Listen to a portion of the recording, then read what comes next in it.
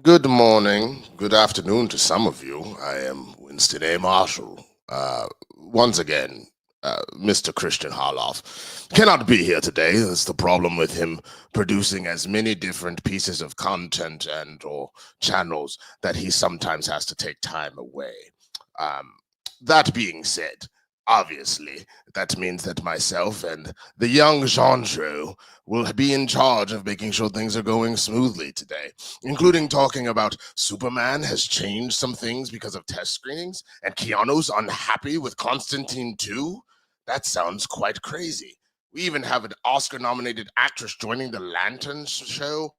Kerry Condon is apparently going to play the human version of Friday in the Vision series, and Miss Hunter Schafer could potentially be Zelda. There's a lot going on. We're going to have to talk about it. So with that, let's just start the show. Yes? Yes.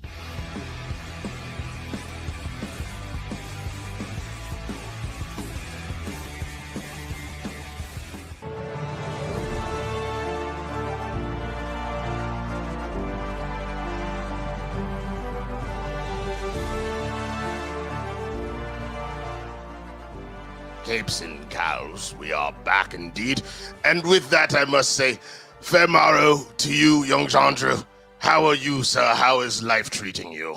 I feel like we both look like it's a Friday.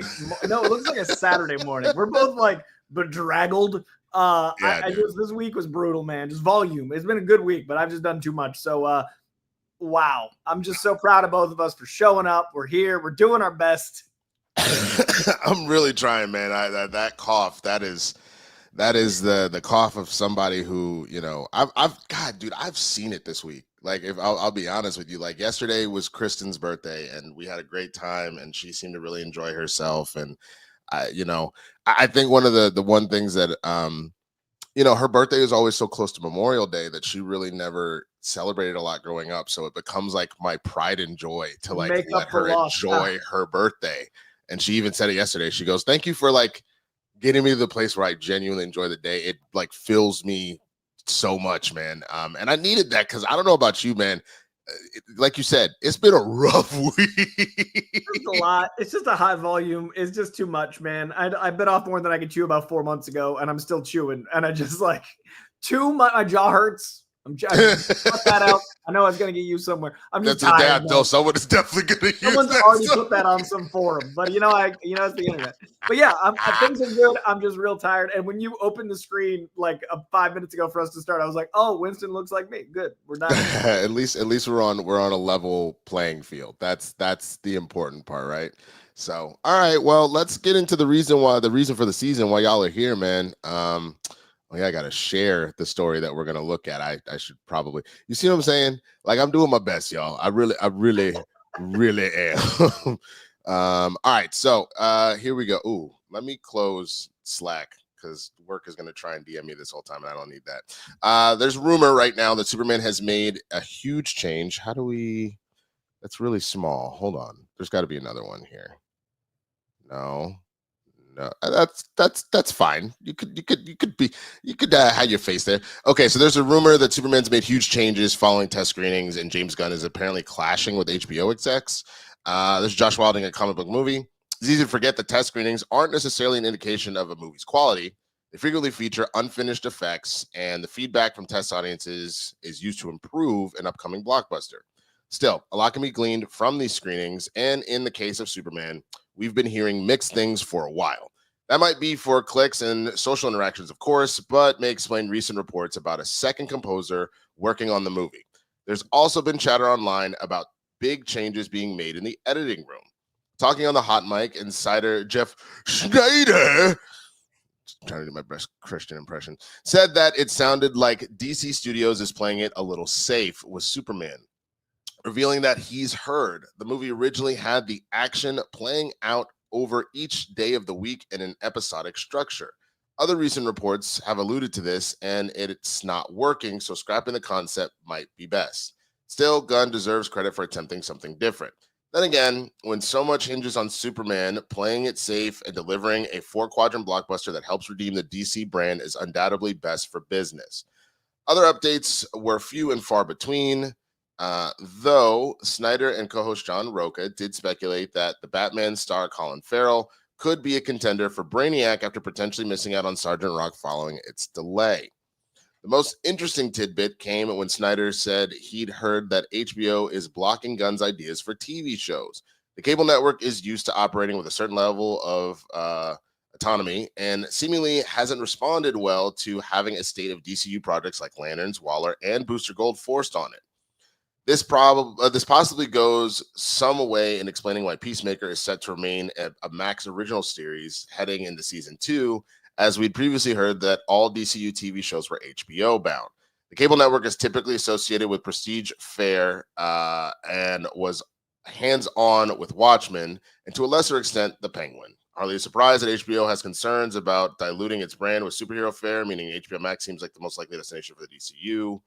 Stay tuned for more. Okay.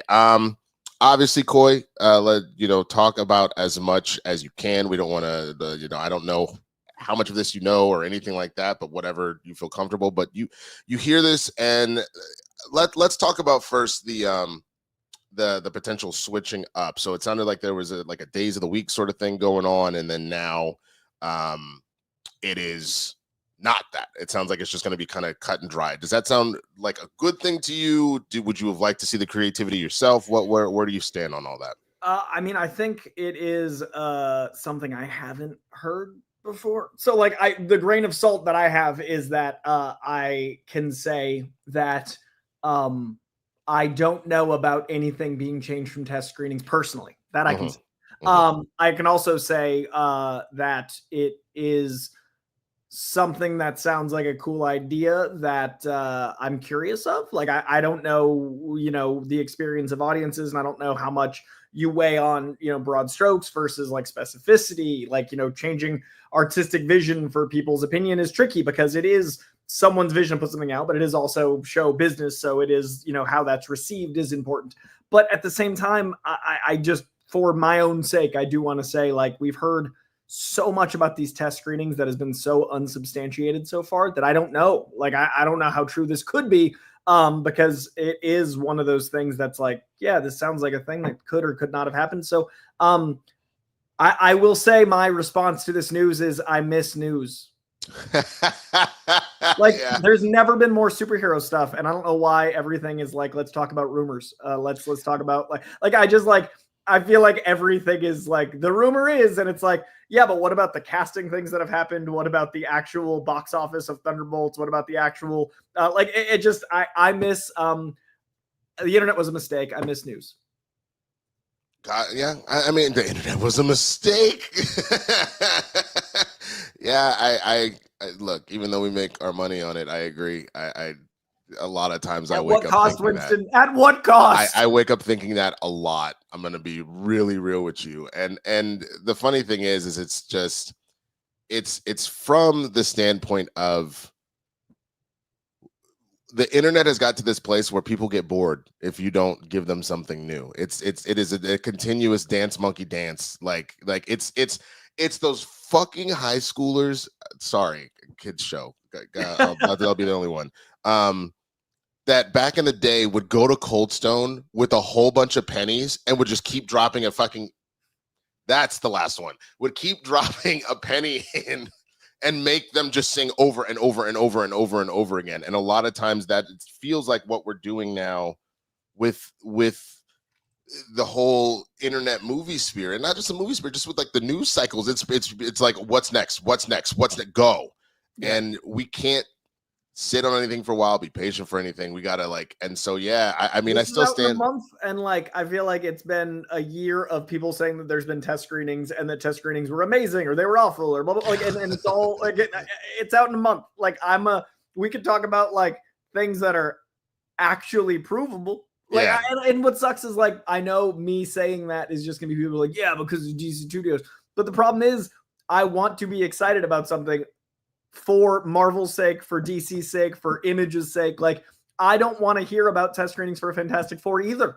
And that has nothing to do with me. And so it's just a silly cycle of the internet was a mistake. No, I get it, man. I mean, because the funny thing is, at the end of the day, this was all going to be happening regardless, but we weren't used to watching the sausage get made like that. So there's and a it certain ruins the movie experience. Yeah, truthfully, because then you kind of go in with a little bit of like tainted mentality. I'd be so interested to see how many different changes. Sinners, for example, is like the movie of this year so far. I'd be so curious to see how many times major things changed for Sinners. They ran into problems on set. They ran into problems on post. They ran into problems with the producers or the studio or whatever.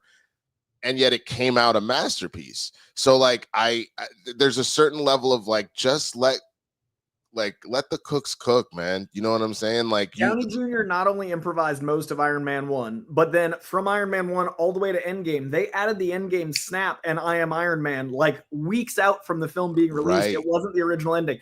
Imagine if we were in the culture we are now, 5 years later from Endgame, going like, bro, Avengers Endgame isn't over. Downey Jr. made something to rip for release. You'd be thinking that the whole movie.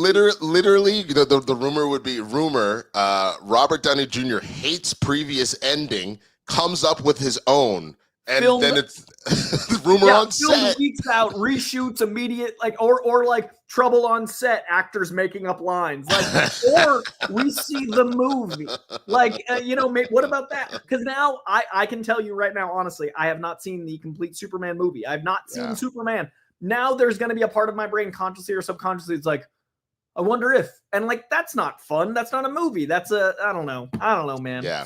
No, and all that to be unfiltered.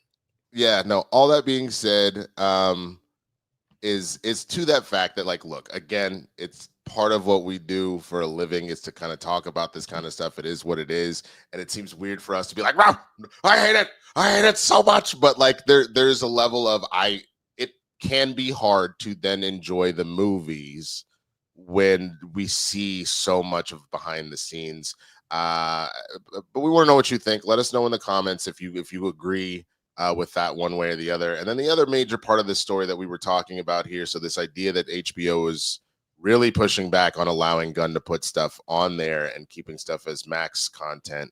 What do you think about it when you hear all of that, man? Because I'll be honest with you, I love all this stuff. I'm kind of inclined to agree, especially knowing that HBO really Warner shot themselves in the foot with the HBO branding.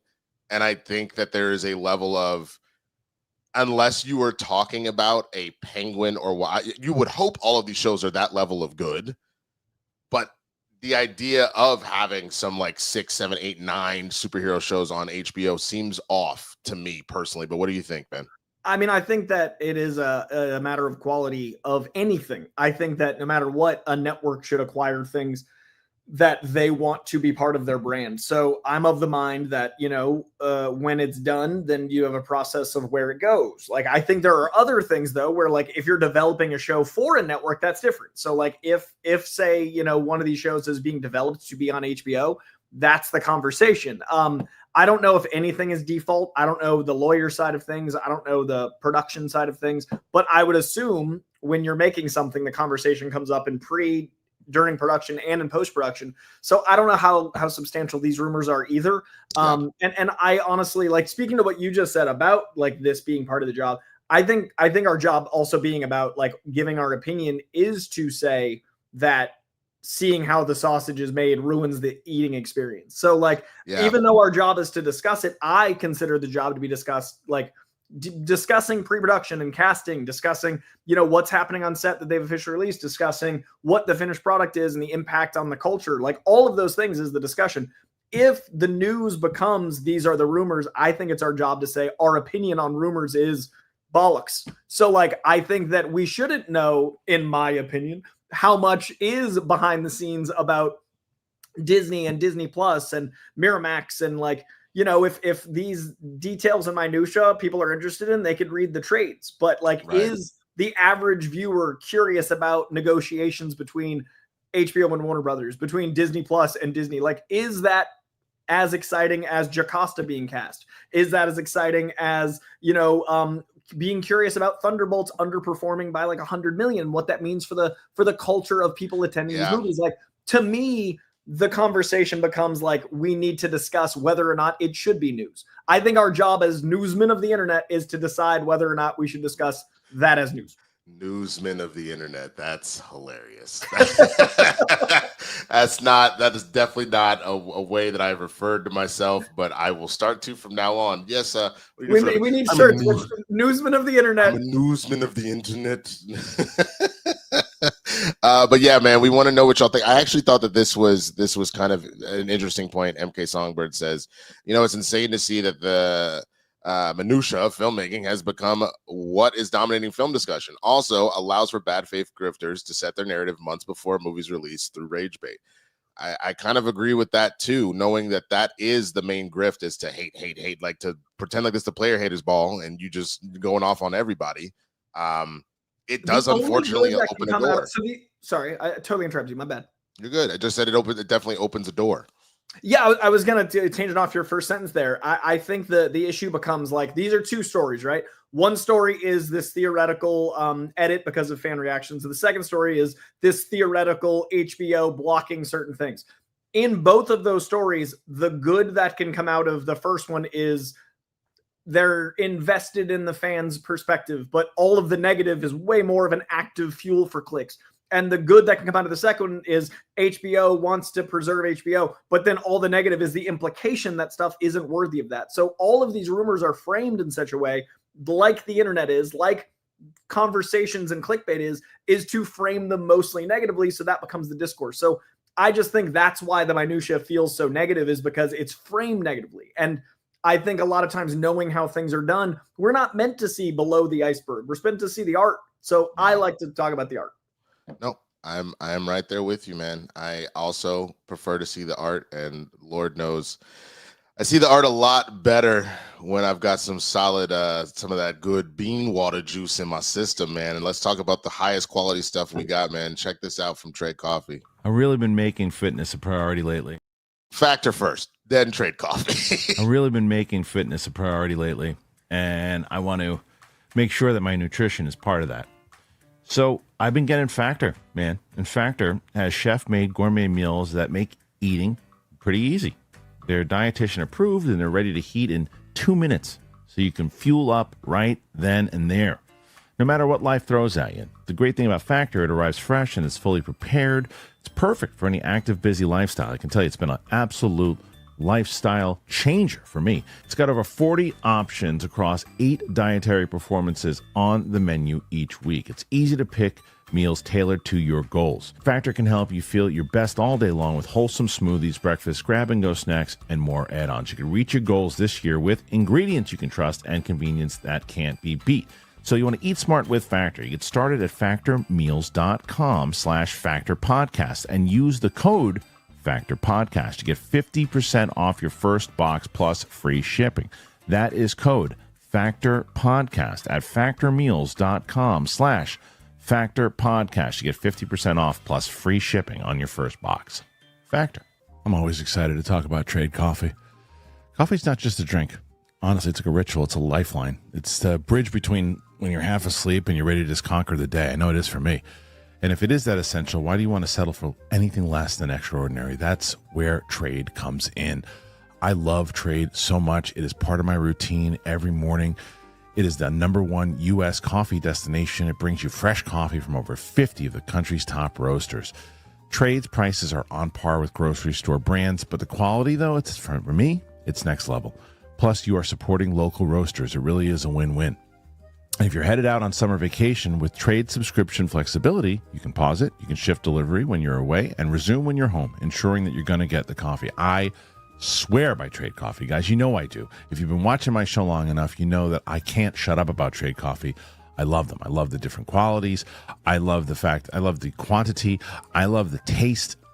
I love the smell of it. I love Trade Coffee. Right now, Trade is exclusively offering our listeners 50% off your 1-month trial at drinktrade.com/Christian. That is a deal. That is drinktrade, TRADE.com/Christian. Get 50% off for your 1-month trial. drinktrade.com/Christian.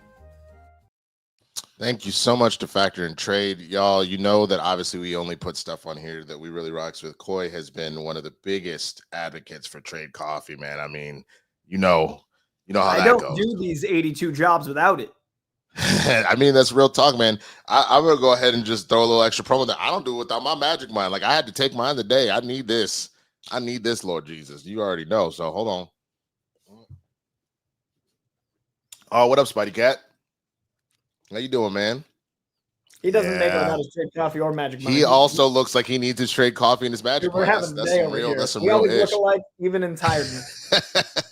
Well, Coy, I'm actually going to call an audible real quick, everybody.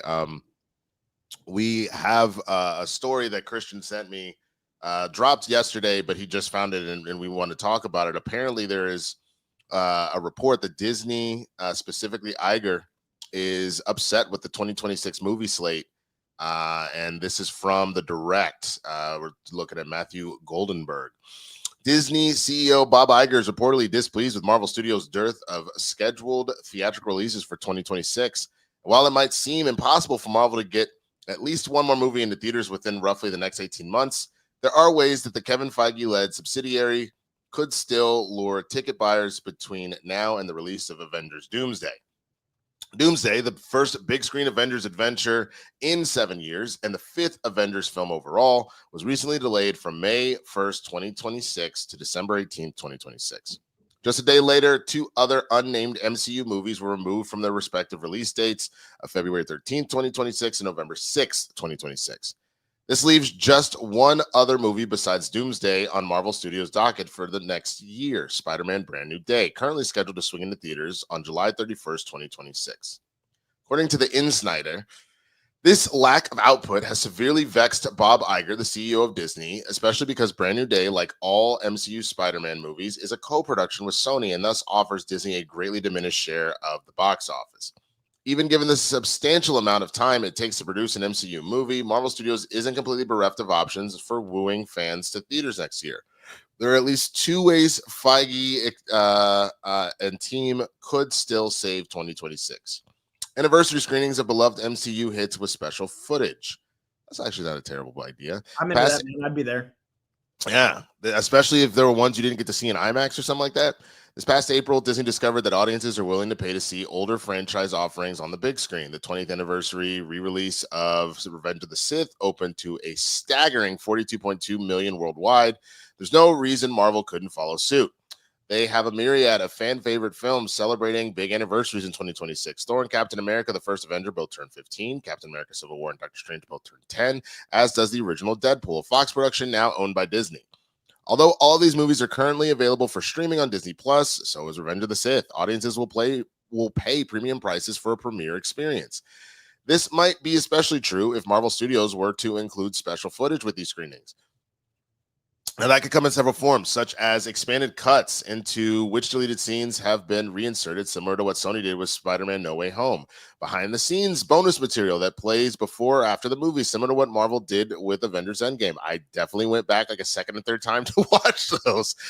Or a special extended preview of Doomsday, similar to how Warner Brothers attached a lengthy preview of Superman to the Minecraft movie earlier this year.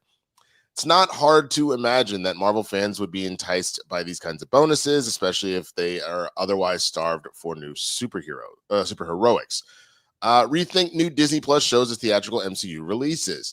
This seems like the far less likely route given the financial and logistical hurdles, but another option could be for Marvel Studios to reconceptualize at least one of their upcoming Disney Plus shows into a theatrical movie. For example, the 2026 Punisher reboot, which will see Bernenthal return as Frank Castle, could be lengthened from an hour-long special presentation to a 90-minute feature.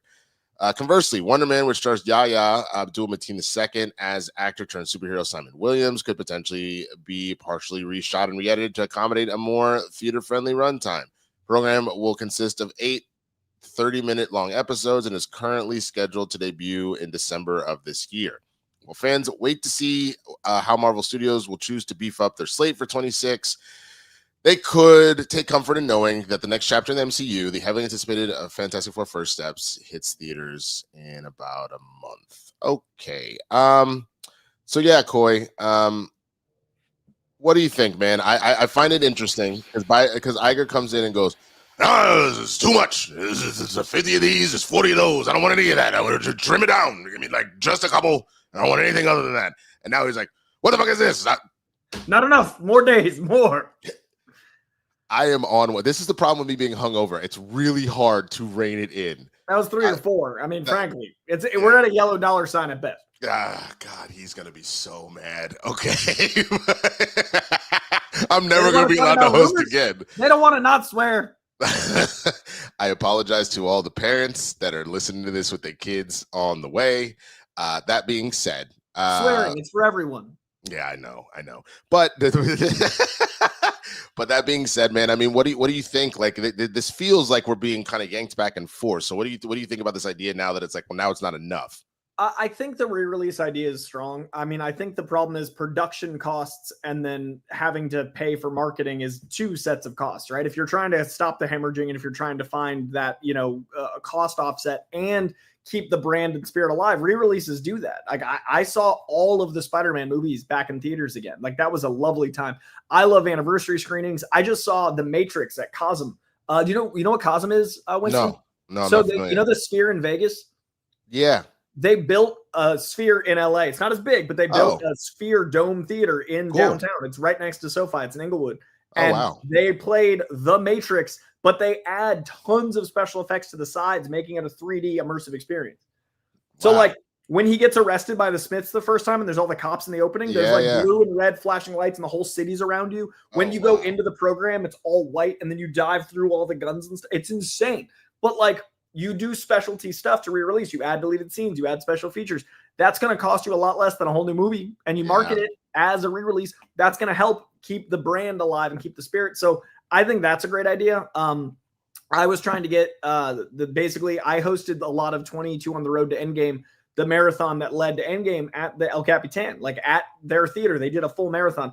I was fighting so hard for eventually there to be the shows released in theaters because I think that is exactly an opportunity to make some money. And I'd love to see Loki on the big screen. I'd love to see some of these. So like there's stuff there. I'd love to see Werewolf by Night on the big screen again. I went to the premiere. I got to see it at the big screen. Very few people do. So like these are all opportunities. Licensing is tricky. Contracts are tricky. I get all that.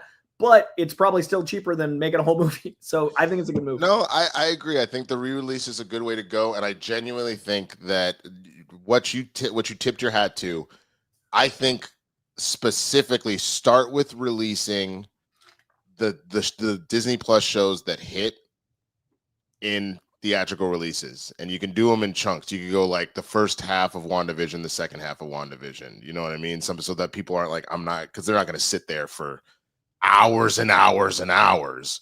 And to that point, I understand you want it from all angles. Then lean into doing that. You got Mandalorian, Mando and Grogu coming out. Do that with the first few seasons of Mando, because that's some of the best Star Wars action we've seen too. Do that with Andor. Andor did so well. You think people wouldn't turn around and want to go watch that stuff on the big screen? Like, I think those are.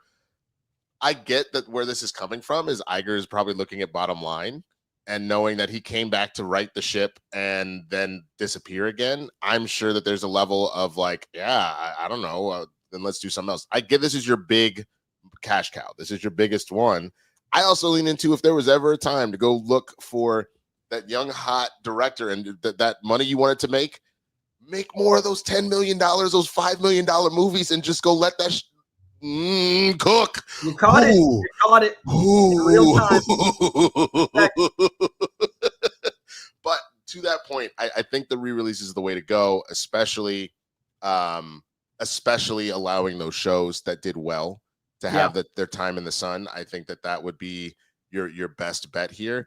But then the other part of it is like, again, okay, I guess you're not happy, but you had to sign off on delaying Avengers Doomsday, and it's because you obviously want it to be the best movie it can be, because that is going to be a massive cash cow. So right, I'm kind of like, there's only a certain level of complaining I feel like that can be done here, or anger that can be done here.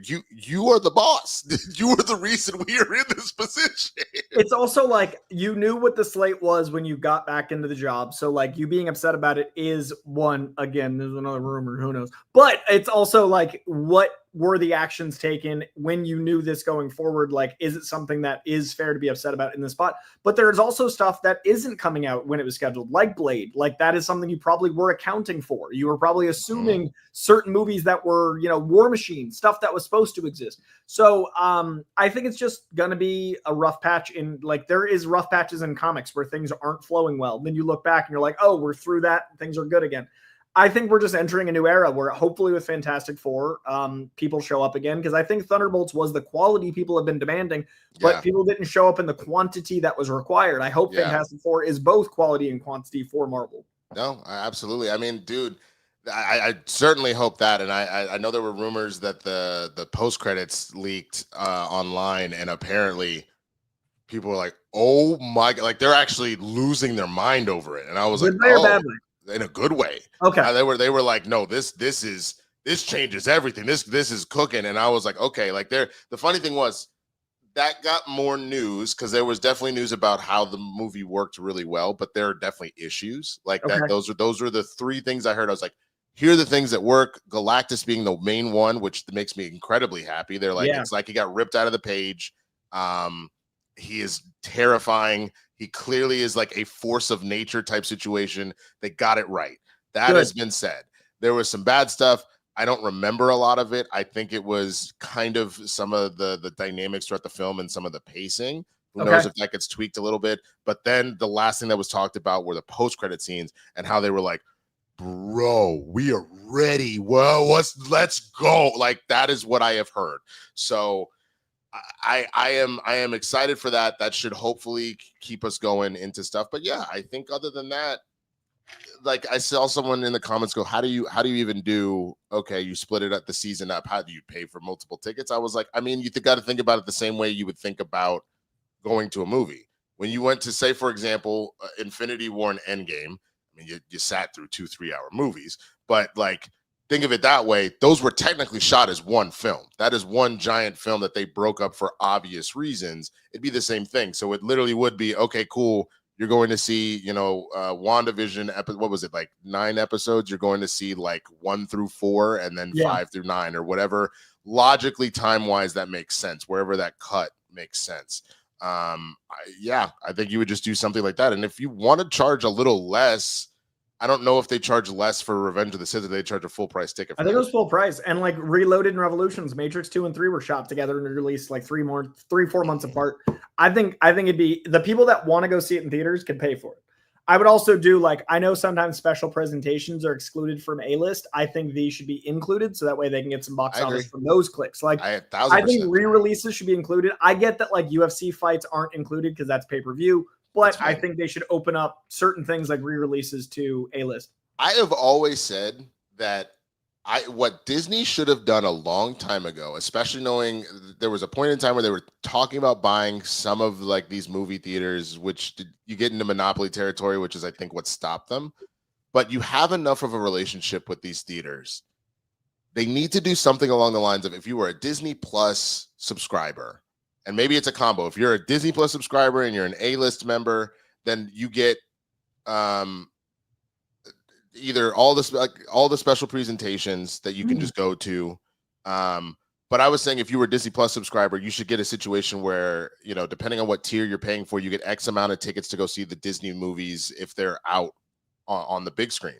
Because then obviously you will tie that into they already tie A-list stuff into the box office anyway, butts in the seats, concessions, all that kind of stuff, whatever, right? So if you have Disney Plus, Moana 2 obviously will eventually come to Disney Plus. Yeah. You're just going to have more people go to that whole thing. You know what I'm saying? So like there's a certain level that I think would just kind of amp all of that up. And then you could also justify this ridiculousness of raising these prices, because you can't justify it when there's less content coming out on these platforms. And yet you want me to keep paying more and more and more. Offer me more. So if you're not going to give me more content on the streamer, give me another perk. And then that's an easy way to go, hey, look, we're actually going to charge you like 30 something for Disney Plus, but you get, you can take your whole family to go see Lilo and Stitch now. Like you get, whether it's once a month, once every 2 or 3 months, you have these amount of tickets now to go see this in person. And now you're getting people to go back to the theaters, which is going to get people to buy more concessions. You're going to encourage their friends to do that stuff. All of that stuff by itself automatically kind of gets you. You know what I'm saying? So 100%. Yeah, but that's just me. It'll be interesting to see what if they come up with a plan for this. If Iger is really that upset, what is going to be the pivot, man? Now I forgot to tell y'all. The number we have to beat is pretty absurd. It is 222. I thought it was going to be manageable because I watched all of the show with Roxy earlier this week. It was like 80 something. I was like, we could do that. Yeah, it's 222. So go ahead and send them in. We're at about 8. That's just not a great starting point, but we'd appreciate any and all help to try and get to that goal. It's a lofty goal. It's lofty, but maybe we can do it, man. All right. Let's go back to the world of DC real quick, and let's talk about Constantine 2. Apparently, Keanu Reeves is unhappy with the action-heavy Constantine 2 scripts. This is Mark Julian from a Comic Book Movie. The news of a Constantine sequel began long before the birth of the DCU, but with the rise of the new cinematic universe, many fans assumed the project would be put out to pasture. However, it was confirmed in February of 23 that the project was still moving forward. More recently, a script for the sequel was turned in back in September 24, reportedly developed by Keanu Reeves and director Francis Lawrence. According to the most recent reports, Akiva Goldsman was the last writer to revise the script. Since that update, the project has gone dark, but we now have fresh info from Peter Stormare, who played Lucifer in the original film. Based on what he had to share, it doesn't sound like Constantine 2 is moving forward in a promising direction. Stormare stated, "It's a lot of back and forth because I think Keanu, which I know pretty good, is not so happy with the scripts and usually what comes out of the studios. Because the first one wasn't that successful in the beginning, it became a sleeper and became a cult movie, and now it's one of the biggest cult movies ever. But to do a sequel, the studios want to have, cars flying in the air. They want to have people doing flip-flops and fighting action scenes." He added, "And I think Keanu says, I've done John Wick. This movie is spiritual. It's about demons and regular people. I wanted to keep it that way." And we talked about that. "I want to do God coming down exactly the same way, but in a black suit and looking more or less like Lucifer from the first one. I'm 12 years older, so it's going to be hard to, completely imitate the first movie. But I think from Keanu, he wants to do a sequel that is very close to the first one." Finally, Stormare noted that he and Keanu Reeves are both adamant about not letting the sequel take on a Marvel-style tone. They're committed to preserving the darker, more grounded atmosphere that defined the original Constantine. I think he wants to do his character again. Constantine is grounded as it was in the first one. It took a long time for you to become a cult movie. It really worked, and it will work on the audience again. You don't have to add a lot of action and shootouts. You have other movies. Don't turn into a big Marvel into us flying around in harnesses all the time and shooting each other up. Stormare's update on the project status is something of a gut punch for those who have been looking forward to the sequel. However, Reeves and Lawrence can find the right scriptwriter to take the project in a new direction. All right, Coy, I am one of those people that got to Constantine late. I got to it as it was already a cult classic type because I didn't know that this was anything to do with DC at all. I just thought it was a random thing and it looked like a horror movie, and I don't do horror, so I just was like, I'm good. I watched it during the pandemic. It is absolutely fantastic. It is incredibly slept on. The only things that I would have changed a little bit is just knowing how much of a womanizer and a drunk that Constantine is. Like, I would say let Keanu keep the character as it is, but like, if you don't want to turn him into a womanizer all of a sudden, I think adding, maybe after all the stuff he went through in the first one, adding that element of him becoming a lush, I don't necessarily hate. So I think you can keep it grounded. Maybe that, like, the dive in is to focus on his struggles with, alcohol abuse or something like that, and let that be kind of, now he's debating his responsibilities versus that going forward. I think that could be really interesting. And that being said, Constantine being one of the most powerful magic users in all of comics, I do think they need to turn it up a little bit, but I agree. Let's not turn this into where WandaVision was so great, and then all of a sudden that last episode, okay, here's a real crappy MCU battle to throw, magic fireballs back and forth. But you hearing all of this, man, where's your mind at? I think it's interesting because, Constantine is an action-packed story, like Constantine can be, but it's not Constantine physically doing a lot of action. He's manipulating and he's causing things to happen, but that's magic. Like, I don't think Keanu would have to be physically John Wicken, I don't think that's necessary. So to me, Constantine is a very heady, introspective, theologically charged, but the visuals are part of the journey. It's very dialogue based too. Like, it doesn't need to be an action movie. It needs to be something that is rooted in intensity, but you can do that with visual effects and with the writing and with the story. Like, the physical actor playing Constantine isn't doing flips like they're talking about. So I think there's a sweet spot. I think you can up the stakes, you can up the action, but it doesn't need to be Constantine upping his physical action. It's also tricky because I love Constantine. He's one of my favorite characters. Hellblazer is one of my favorite comics. And Keanu Reeves is, my God, it's Keanu Reeves, one of my favorite actors. I'm so honored to have done the stuff with him with his comic. I love the dude. But the difference between Keanu Reeves, Constantine, and the comic Constantine is pretty far. So I'd be curious what they'd want to do to bridge that gap, if they'd want to bring it together, or if they'd want to do the Batman thing and have there be a Dark Justice League where there is a comic accurate Constantine and then there's a Keanu Reeves Constantine. Like, I'd be cool with seeing two, like, I'd be cool with calling him Hellblazer, or like having an element of that in a team movie and having that be more of a Matt Ryan or someone like, there's so many like Norman Reedus, gritty, dirty, like somehow still attractive while being grungy types that aren't beautiful, angelic Keanu Reeves that could still have Keanu Reeves as Constantine go on and have the one that's more comic accurate, in which case I'd want that one to stay even more removed and go over there. I think you're muted. Are you muted to me? I've turned it off so that I could use my. That's my fault. I was using my shaker. I'm drinking a liquid IV now. I was using my shaker and I didn't want to make a whole bunch of noise on the thing. Yeah, I mean, I agree with you in the sense that I enjoyed what Keanu did for sure, but it definitely is like looking at a Pattinson versus Nolan type Batman where they're both Batman, but they are definitely different flavors. And I will agree that Matt Ryan's and what we've seen in a lot of the animated stuff and whatever, those to me are the more correct, more entertaining, more interesting versions of the character, because it's a little more accurate, because it really is this man who, this weight of responsibility and really knowing how the world works on a mystical and spiritual level. He does some awful stuff, both selfishly and because he has to. And it is to me more interesting to see somebody really fighting their demons while fighting demons. Right. And in the first Constantine, it feels more that he's more the conduit in which we solve this case. And it's still interesting. It's still very good. But the same way everybody wants to see more detective Batman out of like Robert Pattinson's version, I would like to see more of the Matt Ryan.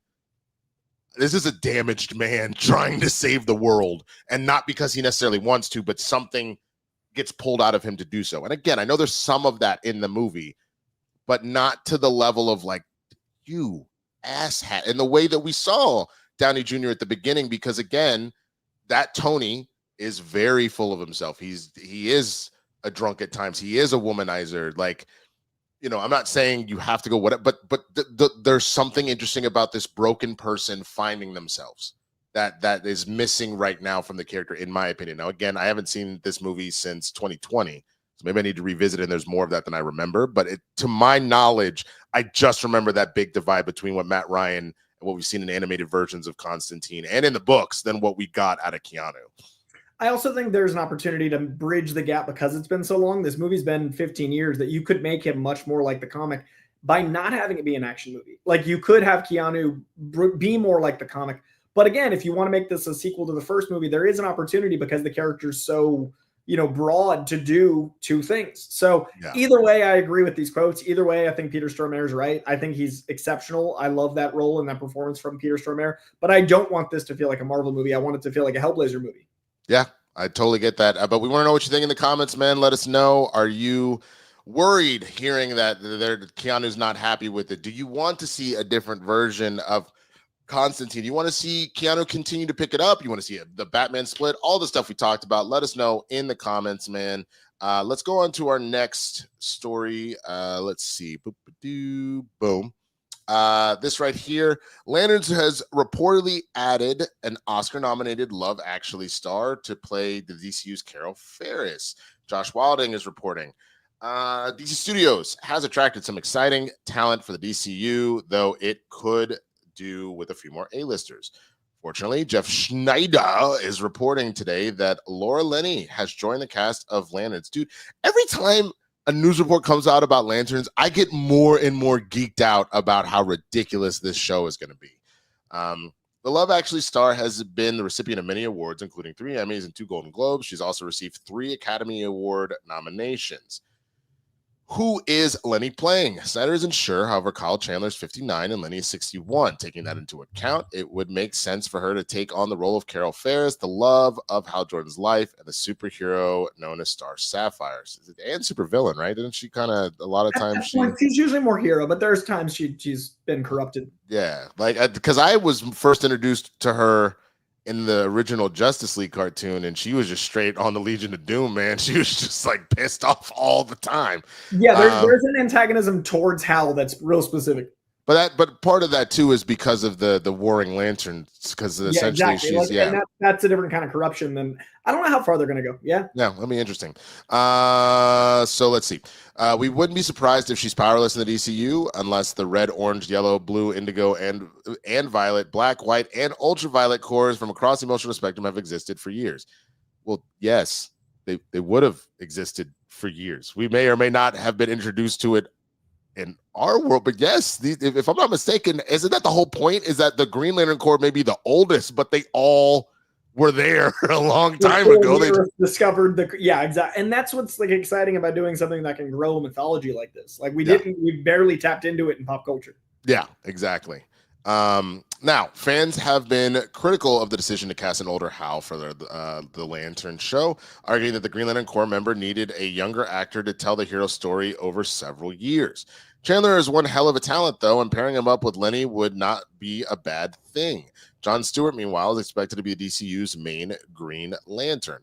Lenny is known for her work across film and television. On the small screen, you've likely seen her in Wild Iris, Frasier, The Big C, and Ozark. In theaters, she starred in The Truman Show, Kinsey, and Sully. Slow Horses, James Hawes, helmed the first 2 episodes of Lanterns, and in March, he dropped some hints about what fans can expect from the series. There's a very particular humor that they brought to this, he revealed. It's very rooted in a way that I like to think we achieve with Slow Horses, that I achieve with things like my Black Mirrors, and yet there's a rich vein of humor running through it. To some extent, it's a swerve. Superheroes are not somewhere I've really played before, but it's created in such a way, and I can't tell you much, that it bewitched me. It doesn't lack its sci-fi magic, but it's done in a world where you accept that these things just are. They don't need the extra sprinkle of sci-fi fairy dust. It works within a physical world that we've come to know. DC Studios Lanterns follows the new recruit John Stewart. Is he hanging with Hal Jordan? Bloody blue, and it's going to be out in 2026. Okay, so again, you're just adding more star power. Lenny is incredibly talented. I have yet to hear anything about this show where I'm like, I'm out. If anything, I'm always like, I'm more in. How do I get more? What do I do? How do I jump forward in time? Like, who is going to take me into the future so I can see this and then bring me back because time's moving too fast anyway? Like, that's bro. It's June in 2 days, man. Yeah. Shut up.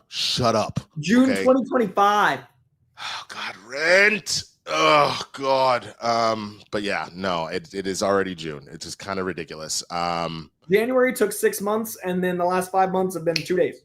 Pretty much, because Jesus, the fires were this year. They were this year. Oh my God, the fires were this year. That was like the longest month of my life, and then everything since has been like blink. It also feels like I've been in this apartment for a minute, and yet I've been here just a couple months. And it feels like I've been here forever. Time sucks right now. But yeah, I honestly think this is good. I am very curious. One, I like to hear if we're going to put any humor in it, it's going to feel almost like a Black Mirror type scenario where it's the humor is either because you're like, oh, you son of a, or it's like a, oh, I don't know if I can laugh at that. But like that's what that kind of almost reads like. And knowing that this was always pitched as a comp, like True Detective, but with space cops. Like, yeah, that's like that. You got me. So I am curious. I do hope that we get a little bit more of these other core, and if maybe that's the bad guy, is that we're discovering the other cores on Earth, and then all of a sudden it's like, Hey, so we didn't tell you about the Red Lanterns. What the heck? Oh God, sorry. What? Can you hear that? Yep. What is happening? Why is that happening? Sometimes I hate comic book movie, man, because they're these little commercials in between for no reason that I'm clearly not looking at. Stop trying to get my attention. But I think we didn't tell you guys about the Red Lanterns because typically it's almost like the Sith. There's only like one or two of them typically because the rage is so ridiculous. They just start murking everybody, right? And there's so many opportunities to have like yellow be, more of an element than it even was in the Ryan Reynolds movie. There's so many opportunities to have like space explored later because you're building a foundation. I think it'd be great to have, Laura Linney because of her relationship with the Ozark showrunner. Like we know Chris Mundy's involved here. This seems likely because of their relationship. Like Ozark is the below the line team here. But like having an actor of this caliber, even if she's only in, a couple episodes, that adds so much weight and gravitas to Carol. And that in turn adds weight and gravitas to Hal. And that in turn adds weights to the show. So I think this is fantastic. I think they can really do something special here. This is probably the best below the line team I've seen assembled. Between having the comic writer Tom King with Damon Lindelof being involved, like you said, every time they add a new name, I'm more excited. So there's a whole galaxy of opportunity here, and I think it's exciting. Absolutely, man. Absolutely. So let us know what you think, man, about this whole thing. I hope that I'm very much looking forward to watching Aaron Pierre. That's Mufasa. I'm looking forward to seeing what he does with Jon Stewart. I am also looking forward to, because the problem is we have like 20 lanterns from Earth at a certain point. I'm also curious to see if we get the core four of if Hal survives, just knowing again with Chandler being older. I don't know what they're going to do with it, but I'd be interested to see if you get the core four of him, Guy, John, and then even Kyle all in there, what could go down. I think that could be really interesting. But yeah, I cannot wait for this show. So let us know what you think about it as well. We're actually gonna have time to get through all of our stories because we're only sitting at about 10 super chats right now. We got this. We got this. So we're gonna keep it pushing. We're gonna go over to Kerry Condon, who it sounds like is confirmed to play Friday in human form in the Disney Plus Vision series. This is Mark Cassidy reporting. As Marvel Studios' Vision series, which may or may not turn out to be titled Vision Quest, continues to round out its cast, we have a very interesting update related to Tony Stark's former AI assistant. According to Daniel Rickman, Kerry Condon will appear as Friday in human form. This isn't the first time the Academy Award nominated the Banshees of Inisherin star has been mentioned in connection with the Vision show, but we weren't sure if she'd actually appear in live action or simply add her voice to the character. Condon voiced Tony's second AI after Jarvis, which was Paul Bettany, was transformed into Vision, and have also heard that James Darcy will return as Edwin Jarvis in some capacity. How these characters will factor into the show remains to be seen. We recently learned that Tina Miller? Yeah, she's playing Jocasta. That was what the news. I was No, that's fine. I just don't know how to pronounce her name. Is it Tina Miller? Oh, I think it's Tania. Tania Miller. Okay. Will play the bride of Ultron, Jocasta, who is described as cunning, powerful, and driven by revenge. Jocasta will likely be introduced as a villain, but there's a chance she will ultimately end up joining the Avengers down the line.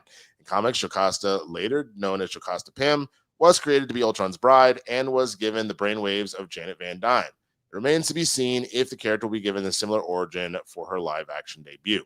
Vision Project has been described as the third part of a trilogy that started with WandaVision and continues in Agatha all along.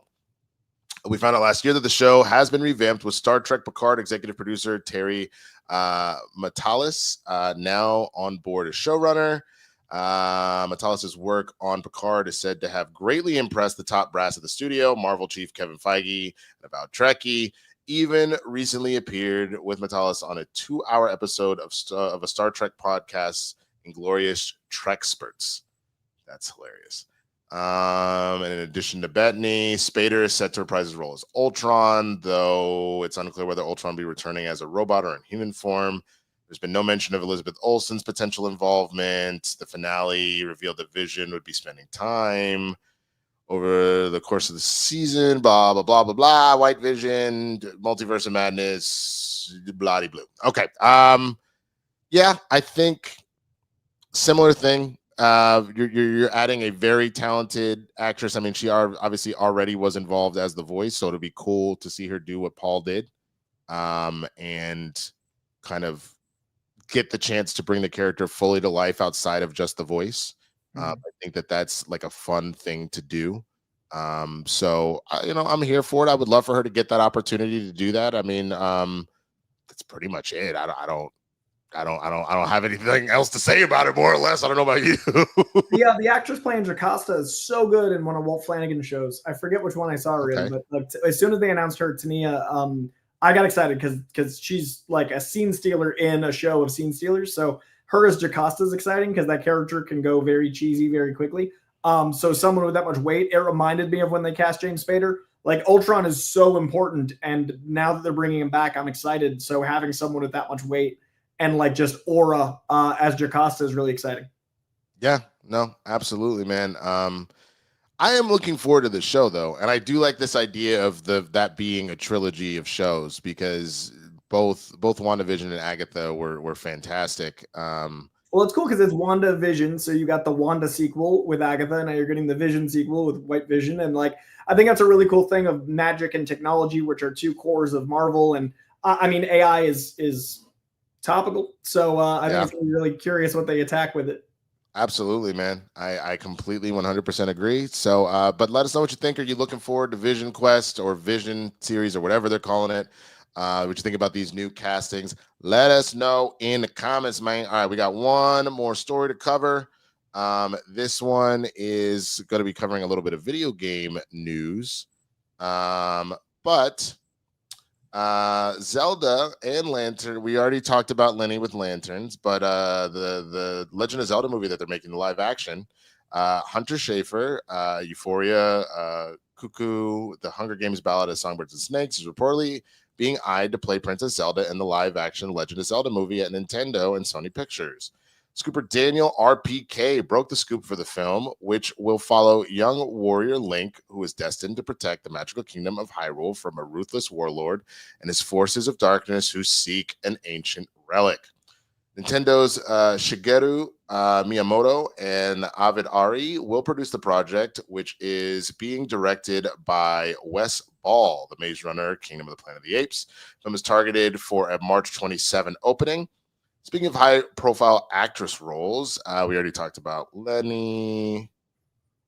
Okay, so that was since we already did the Lenny part. That was pretty much it. Just talking about Hunter. Hunter is incredibly talented, so let her cook. Like I think that she definitely like here. If I bring the photo back up, she's already giving me all of those princess. Like throw some elf ears. Yeah, like there's an Elvis vibe at the jump, and also like I haven't seen Euphoria. I hear she's great. So I mean it's fun. Yeah, man. So I am definitely here for it. So also, she seems to be on a lot of top lists, like the Mystique conversation, this conversation. I think that's exciting just in general to see like a new talent emerge as like on everyone's top list for big genre stuff. Mm-hmm. Absolutely. So I think it'll be really good. I would 1,000% be here for it. And video games are making a big surge. I mean, Sonic really helped, and I feel like Last of Us on TV.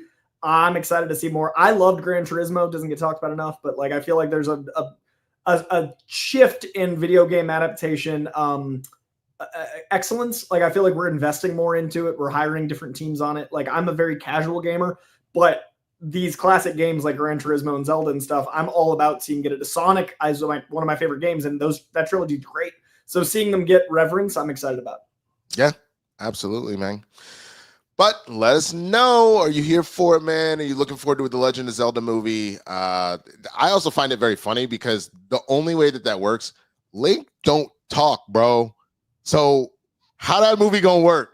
He just not gonna talk the whole time. He's just gonna be going through dungeons. Just like that's the only thing. And the only time that he ever did talk was in the TV show, and it was corny as hell. It was an animated show. Him talking did not work. It was much better when he was the stoic character. He ain't say nothing. So and like yeah. Link as a lead that like doesn't speak. Like she always has the like enigmatic, like the mystery element where it's all of those elements that are going to be I've seen silent film work, but it's going to be interesting if it's a silent film only for the lead and everyone else speaks. So like seeing her navigate that world, I don't know, it can be really special. Yeah, no, that is very, very true. So, all right, man, before we get into this, and we've only got about 14, so the show might be ending a little bit early today. And by a little bit, I mean a lot bit early. But let's talk about you, man. Tell us what you got going on. Clearly, Spider Kitty is the one making all the money in that household, but let us know, man, what you got I've going. been so busy. This cat has not gotten attention, and he is asking for it now in an abundance. Other than catching up on snuggling my cat, I've got a ton going on my YouTube page. I'm right at 47K. When we get to 50K, I'm going to do a 50 comic giveaway because I do a lot of comic coverage on my page, do a lot of movie coverage, do a lot of TV coverage. We're coming into the summer, and there's lots of reviews coming over there. So please head on over to my YouTube, subscribe over there. I've also got DC High Volume, where I interview talent behind the incredible radio play of us adapting some of the most classic Batman stories of all time. Year One, Long Halloween. I've also got DC Studio Showcase. We had Isabella Merced and Nathan Fillion on last week. This upcoming week, in a week's episode. So excited for that to drop. Can't tell you who's on it yet, but big stuff coming. And that is over on HBO's YouTube. And then I've also got my stuff at Real Rejects. I've also got my podcast, Koicast, that hat above me. Also got my Patreon, where I review each and every comic that I read every week, as well as the movies and TV shows in letter grade. And I think I have one more thing, but I can't remember. Those are the 7 jobs I got that I can think of. Jesus, man, you work entirely too much. It's fine. I work entirely too much myself. Yeah, I myself am also a person that does things, and you can find me at the Swaggy Blurred and all this stuff. I'll be streaming tonight. We have had the big change up. We've had the season 2.5 of Marvels is starting. Ultron is here, so I will be testing out Ultron all this evening. I'm very much looking forward to that. I will be headed to see Kendrick this weekend. Yeah. So I'm gonna be on tonight and try and get a little some craps money before we go. But then next week we've got Spill the Tequila on Tuesday. I am very excited about doing one of my first, it's been a while since I've done it, but one of my first kind of video essays on the channel that should be dropping next week as well. So I've got a lot of work to do in my downtime to get that where it needs to be. So yeah, youtube.com/swaggyblurred, twitch.tv/swaggyblurred. And then I almost forgot. Actually, we do have a special Blurs in the Hood going on this evening at 5 p.m. Pacific time. So if you want to come kick it with me and Jay, we will be doing a Blurs in the Hood this evening, youtube.com/Blurs in the Hood or twitch.tv/Blurs in the Hood. All right. So like I said, we only have about 14. So this might be ending pretty soon, but that is totally fine. If you guys still want to send in support, you 1,000% can. We'd appreciate you. So let's see. Go Pal coming in hot, talking about still making my way home, making my way downtown from my nephew's law school graduation in Cambridge, Massachusetts. But here's some support. He's finished number 2 in his class. Go Pal. Dude, why am I not surprised? You're a gem. I'm not surprised that your whole family is full of gems. Like, that is awesome, dude. Congratulations. Law school grad Cambridge. That's fancy, man. Congratulations. That is absolutely nuts, man. Go Pal follows it up with one more before takeoff. Love it. Love it. Mad Sinister McCall, buy Sydney Sweeney soap and record your lady's reaction. I would need way more. I would need not a super chat here to Kristian. I would need someone to send me a direct like donation for me to do something like that, because that's asking for a can of whoop ass to be opened up on me. So I would need a little bit more than that to pull that off. I don't know about you, Coy. I'm ironically in the opposite boat. My fiance worked on that campaign, so she knows Sid pretty well. So she already has a sample bar for you. Yeah, like I can get that soap brought to me today, but my fiance is fancy, so that's already like I'm safe on this one. That's funny, bro. I love that for you. It's so specific. I was like, wait a second, I'm actually good here. I genuinely love that for you, man. So good on that, man. I think the reaction is just her giving me soap. Yeah, she was like, yeah, okay. So, Matt Krugman, Coy, I just wrapped up all my polls from this week. I love Superman 26 a lot. What'd you think? Winston, you try Ultron and Rivals yet? Thoughts if so? That is literally, I'll be honest with you, I was going to wait to do it this evening, but considering where we're at with the donations, we're probably going to be done here at about 12:15. So I might be jumping on right away. I have to work at 1. For the next 4 hours, the day job, so I can only play for about 45 minutes. But I have set the Xbox in the other room to update so that it's ready to go as soon as we're done. What about you, Coy? How's your polls going, man? I love 26. I just read it last night. I'm about halfway through this week's poll. So likewise, with this ending a little early, I'm actually going to get a chance to read before my next shoot. I'm filming some stuff at Rejects at 3, so I'm going to have 2 hours to read, which I'm excited about. But yeah, I'm really digging what's going on in Superman. They had a really big issue 25, and I love this new arc. I have not played Rivals, but I love that Winston's getting a chance to. We're attacking different corners of nerddom here. But yeah, I think DC Summer of Superman comics have been great. I think all the stuff they're gearing up and doing has been exciting. So I love that you're reading them, Matt. I gotta tell you, man. Holy crap. Mr. Freeze in Absolute Batman is first of all, F you for that. But second of all, is insane. Is legitimately insane, bro. I don't understand how they were able to make him that cool. Like, God. I did it. Damn it, I did it myself. Son of with these brisk puns. I didn't mean to. You know what? We're moving on. All right. Do you guys nice to meet you. Do you guys plan on reading the short prequel book for Superman before the movie? There's a prequel book? Yep. And I plan to. I'm very excited about it. I'll be reviewing it somewhere. But yeah, and there's a Mr. Terrific year 1 book about the great Mr. Terrific that dropped this week on Wednesday. Wow. All right. Nice. Damien Eve, have you guys watched Better Call Saul? I love the show, and I think at times it surpasses Breaking Bad, but it never seemed to hit a wide audience. Yeah, it never caught fire the way that Breaking Bad did, but I did not finish. I want to say I got maybe 3 seasons in, and it is fantastic, but I was watching it during the pandemic, and then I just never came back to it. So if I was going to, I feel like I would have to start all over. And I'm that type of person that if I know there's a whole lot I got to do before something, I really have to be in the mood to say, all right, I'm going to do this. But I do need to circle back because I heard the ending was fantastic too. What about you? I am part of the problem. Breaking Bad's my favorite show of all time, but I've never watched Better Call Saul. I fell in love with Bryan Cranston and Aaron Paul, and I think Odenkirk's great. I just didn't attach to that character enough to start it, and now that it's been some time, it's hard to rally on that many years. You would love it. I want to watch it. It's one of those shows, like if I break a leg or get bedridden, I'm gonna watch it. You know what? If we can find an editor, bro, maybe we should do a reaction, me and you. Yeah, because I've never seen a single episode, dude. Yeah, if we can find an editor to make that happen, maybe we do that. That might not be a bad idea. Because I hear it's great. I've heard no one complain. Yeah. All right, Austin B. I felt the dance monkey dance of comic book movie news for a while now. It's exhausting to say the least. That's why I appreciate what Kristian and y'all do here. Yeah, I mean, that's the thing. We'll read it and we'll kind of give our musings on it. And then, try not to build too much into it. Because like I have been saying from the start with all of the screener news, screeners are literally, if you were writing your PhD thesis, you turn in the draft and the stages over and over and over again. And the screenings are okay, what does this draft look like? What does this draft look like? They're not saying that XYZ is actually a bad thing. They're just saying, hey, we need to make some tweaks. It's once you turn in the final product that you can actually go, no.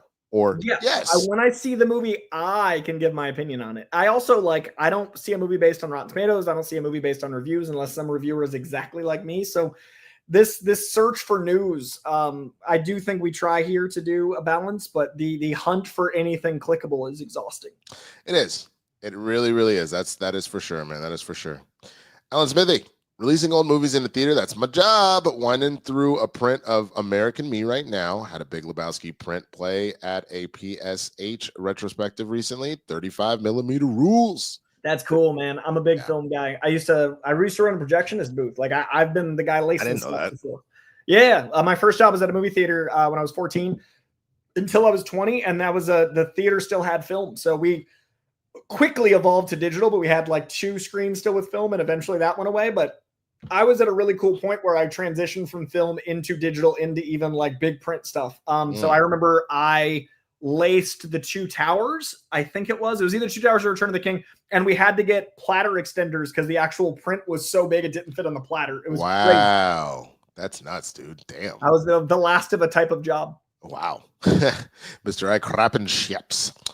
Sending some support. Have a great weekend. Thank you, MIK. Speaking of MIK, bro. So last night, at the end of the night, again, it was my lady's birthday, and I'm sure you're familiar with the young Caucasian gentleman known as Machine Gun Kelly. Yes, the multi-generational king, MGK. You're so I don't know. I don't know if you're aware that he's made a full genre change, like hard pivot. Yep.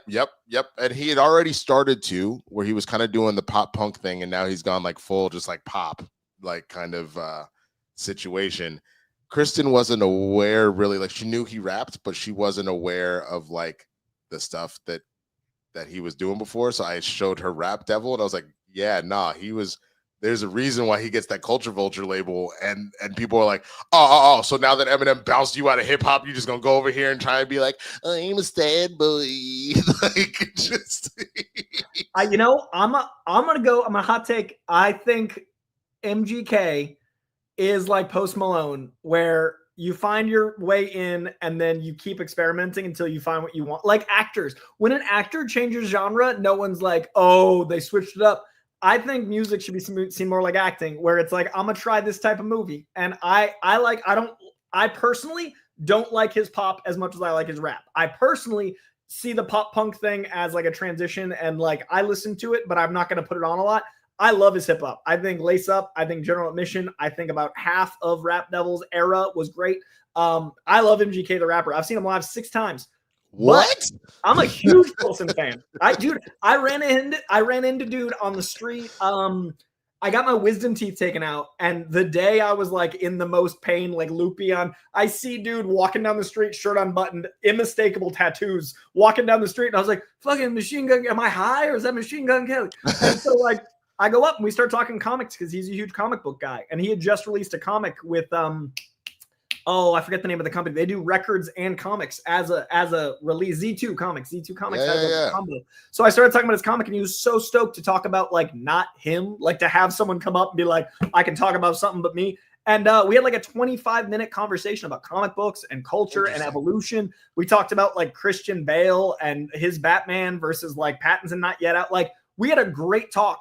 And the whole time I saw a dude just so excited to be like, let me be a nerd and let me geek out. I got a lot of respect for dude. So this is my thing, and this is why I understand, and it's mainly black folks saying this, but this idea of calling him a culture vulture, because it's this random idea of people using black genres, especially hip hop, as a stepping stone to get to what you want. It's not saying you can't go play with other genres. People do it all the time. Lil Wayne had a rock phase. Obviously, Beyonce did not hip hop, but she did the house stuff. She's doing the country stuff. She's supposedly about to do rock and roll. People play with genres all the time. But there's a specific thing where it feels like I'm not good enough to get into the country scene, or I'm not good enough to get into the pop scene, so I'm going to go do hip hop for a minute. And then once I got where I like a good stepping stone, I'm going to go hop over here or I get embarrassed out of the whole thing. So that's the only thing where I get it, because I would remember listening to the first time. I loved Wild Boy that he did with Waka Flocka. I'm a wild boy. But I was always, that is 1,000% a white boy, like almost a skating white boy, which is kind of what the video was, that's doing hip hop. And then all of a sudden it's just like, nah, I don't need that anymore. I'm just gonna go over here. I mean, I'm also say like the breaking news freestyle and the stuff that got him discovered on YouTube was because of where he was raised. Like he's from Cleveland. He was around that culture. He wasn't around pop. He wasn't around, like he got to evolve into what he wanted. But I think what you're raised around, like I moved to LA and I was shocked that it was still as broken with like cultural relations as it is. Cause like I was raised in Lowell, and Lowell is like not, it's a melting pot in a way that isn't by choice. Like we're all stuck in a thing together. So like me listening to hip hop in Lowell was not weird. Me listening to hip hop when I moved to like Chatsworth was weird. So me knowing more about Tupac than Greg is weird to me because he grew up in North Hollywood, didn't realize what South Central was until we started talking about it. So like I had more exposure to South Central's concepts from Boston than Greg did from North Hollywood because of my environment. So I don't think it's fair because of the dude being white. If you're from around a way. No. I get that. I'm saying that being said, I guess what knowing that more helps. I guess my main introduction to him, I heard Wild Boy, but I didn't think much of him. It was a one-off song or whatever, is then him picking a fight with Eminem and not doing it particularly well, in my opinion. Oh, I think Rap Devil's better than Eminem's comeback. I don't agree. A lot of Rap Devil is kind of bad, bro. I don't think the music video was strong enough, but I think some of the bars are stronger than Eminem's like retort. I think Eminem's the better rapper by a lot, but I think those two 1-to-1. I also think like I was with him from Lace Up through to the battle, so I'm biased, and like I own albums of his, but like I think it's really tricky because I'm a white dude. It's not my place to say it. I think it's what I'm even saying about all of that though is the fact that like Eminem proved multiple times, and like that's what I said. If I'm not deep into the MGK lore like that, prove multiple times. No, I'm from 8 Mile. I am literally a part of this cult. Like this is not an act. This is not an affectation.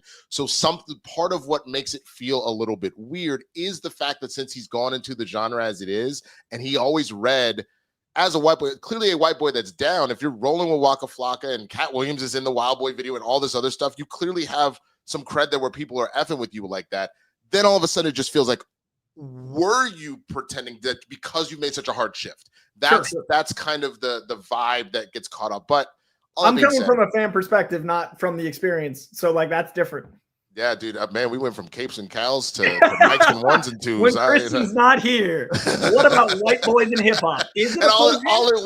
All it was sending some support. Have a great weekend. And we got deep into the appropriation conversation. There you go. Abernathy Raw. Andy Serkis for the Orange Lantern. Dude, Andy Serkis for anything. I think he'd be great because he's got the darkness underneath the levity, but like, yes, anything. Well, Orange isn't that the envy? So it's the constant jealous of like, give me that. I want that too. Like the Smeagol, right? Like it's my precious. What? You have a green ring? I want a green ring. I want that too. Give me that ring. That's my precious now. Dude, can you imagine being fully ruled by that? Because that's the one thing that I always found interesting is that it seems like only the Green Lanterns tend to be like level-headed, and every other emotional spectrum is just on one. A mess. Yeah, like willpower you can't have too much of. The rest, that's a problem. B. Gill Studios from a boys. Matt Ryan's Constantine was fire. Do you know there are gray lanterns, aka sorrow lanterns? Are there? I didn't know that. I actually don't know. This is news to me in this moment. I know lantern lore a little more than the average, but like gray lanterns is deep cut enough that I wouldn't have been able to say that. Gray Lantern Corps. Oh, yeah. There's no way that this is real.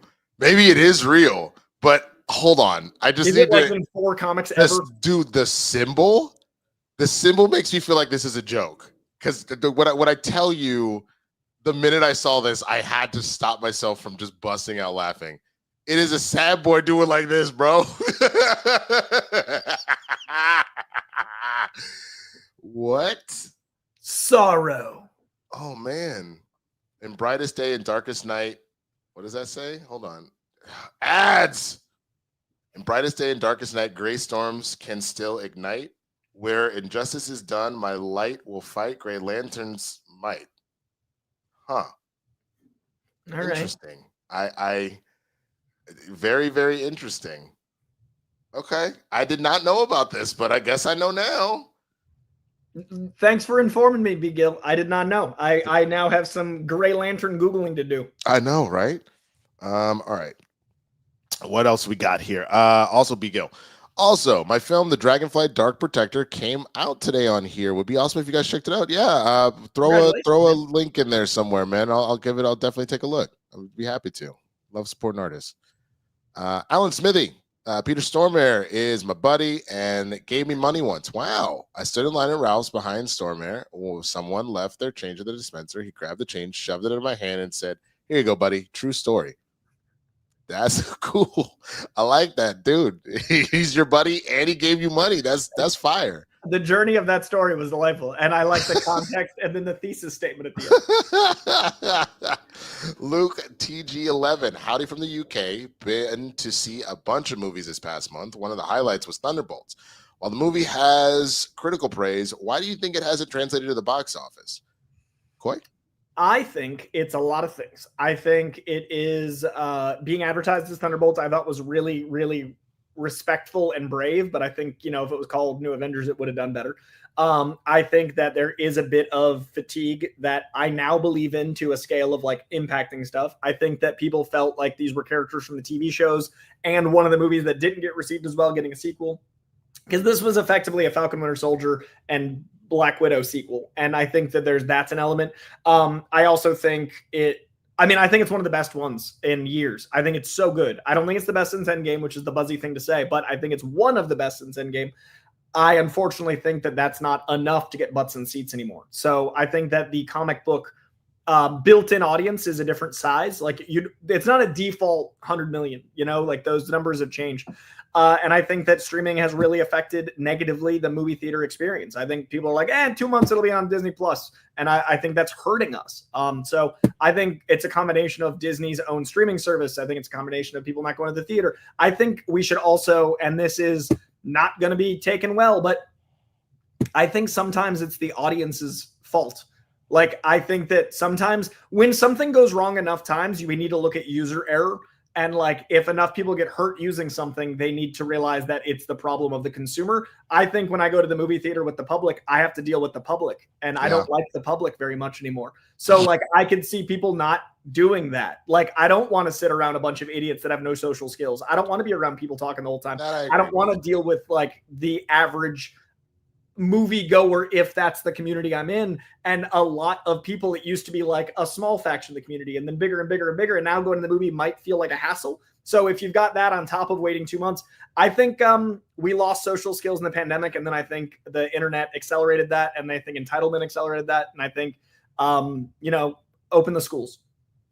Yeah, I open the schools. No, I agree that it gets hard for me at times to go see movies because of, especially if the movie ends up being mid to bad, it instantly becomes bad to horrible because of the experience. Like you didn't really, but you enjoyed like Venom 3 to a point, right? I ended up hating that movie like top to bottom a lot because of essentially my experience watching it in a theater, because it was two kids the whole time on their damn phones and like literally just making the experience unfun. And so I think that is part of it, unless it is a movie that is like, you have to go see this, like a Sinners, like what will eventually, it sounds like, be Superman and Fantastic Four, things like that. If not because people are praising it, because people are curious. Unless it is an event thing where you got to go do it, that's part of where we're running into issues, because we have lost the etiquette to be in those theaters. And then I think the other thing is that I think that you can pull off a C or D list character or team only if you're kind of rolling. When we got introduced to the Guardians of the Galaxy, we were rolling. Like we were seeing some of the best that we have seen out of Marvel in phase. A lot of people argue phase 2 is the strongest phase of the MCU. Obviously you have Infinity War and Endgame and phase 3.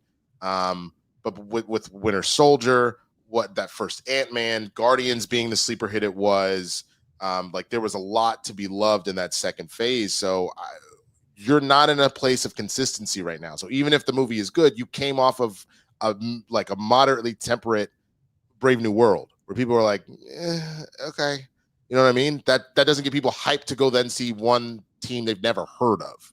Yeah. So that's part of why they did the New Avengers rebranding. It was always in the cards, but I think that they did it earlier than they planned because they were like, let's see if we can drum up some more business out of it, and it didn't quite translate. And I personally think Thunderbolts is better than Captain America Brave New World, but at least Captain America Brave New World had Captain America in the title, so I think that did help. And I also, like someone in the chat said, like it didn't keep people out of Minecraft. I see everything in the theater. I had no interest in dealing with people that were seeing Minecraft. As much as I wanted to see it to get the cultural impact, I was not going to risk a chicken jockey terrorist attack. No. But also, the people that went to see it were not anybody but that demographic that thought chicken jockey was funny to like do all that. So like I actually skipped that, and that I don't usually skip stuff out of the audience. So like that is my point. And so I don't think that we have a cultural understanding of how to be in public anymore. Concerts are people on phones. Movie theaters are people on phones. I'm getting sick of people throwing stuff at celebrities. Do you see this? Somebody threw something at SZA when she was signing autographs, and she's like, done, and just walked up as they should. Stop throwing things at people. Good It's God. weird outside, man. It's weird outside. All right, on to the next. Mr. I Crappen Shits Koi. Wish I could send a pic. My 3 cats are watching the TV as soon as your cat was on there. He summons them. I'm gonna give my cat so much attention if we wrap early because he's been so needy. I've been so busy. Well, I mean, we're moving along. We're up to 39 now, but yeah, we'll be done soon here. Some support from Unheard Sirens Incorporated, aka Remy. Thank you so much. Brooklyn coming in saying, I think the end credits of Thunderbolts takes place after the Fantastic Four movie, thus their world wouldn't be destroyed by the end of Fantastic Four. Thoughts? There is a time jump in Thunderbolts. They have that. So I think the end of F4 is the end of Thunder. I think it ends lining the times up. Yeah. No, I agree. I think so. Go Pal. Congratulations to the HLS class of 2025, particularly my nephew, Kieran. I hope I said that right. We're all super proud of him. You are damn right. Congratulations, my guy. Go and make the world a better place.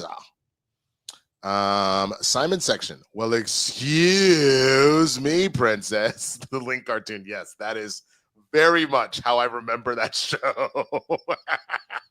I never saw it, so I'm enjoying your read. It came up during the Super Mario Super Morning Show, and then like the cutaway would either be to The Legend of Zelda, and I want to say I can't remember what the other cutaway was, but it was typically to Link, and yes, that was exactly what happened. It was ridiculous. Unheard Sirens Incorporated says, random question, do you guys still watch Viners/Vine compilations? I've been on a hard stop Lucas kick recently. I'm not playing these games. So from time to time, I mean, most of the Viners of any sort of merit a lot have converted over into TikTok or Reels or whatever. So if they put some new stuff out, but if you're talking about watching the old classics, sometimes it just kind of depends. There's a lot of content to watch already, so I don't always go back to that because you got to go look for it. But what about you? When they come across, like if I'm scrolling, my TikTok output is very different than my input. Like I put out comic news and stuff. My input's like happiness and puppies and like I need the joy, so I try to keep my algorithm very like. And a lot of Vine stuff is very quick dopamine, so I have a decent amount of like, you know, a Vine compilation of the classics pop up because that's kind of my algorithm. So more than I've ever searched, but clearly it's the joy I seek. I can't believe I'm thinking this, but I realize I probably can't say it just because even talking about particular substances would probably like demonetize this thing. But it felt like the transition that Reagan did to the black community. So from the pure stuff to the putting baking powder is what you went from. You gave them the pure stuff with Vine, and then you moved into the Reagan stuff with TikTok, and you've just broken an entire generation because of it. Yep. And those ads are all that baking soda. Yeah, absolutely, bro.